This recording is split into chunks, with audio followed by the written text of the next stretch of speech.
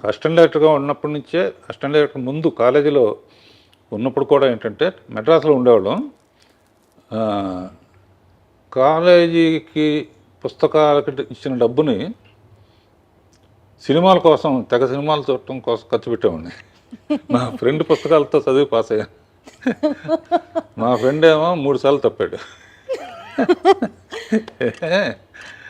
అలా చూసి నడిచి మౌంట్ రోడ్ నుంచి నడిచి వస్తూ ఉంటే ఈ షాట్ ఎట్లా తీశారు, ఈ షాట్ ఎట్లా తీశారు, మనం అయితే ఎలా తీయాలి అనే ప్యాషన్ విపరీతంగా ఉండేదమ్మా.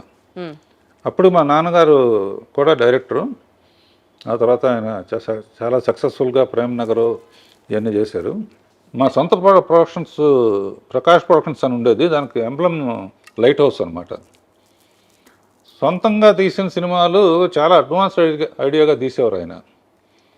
అందుకనే మొత్తం పోయింది డబ్బు.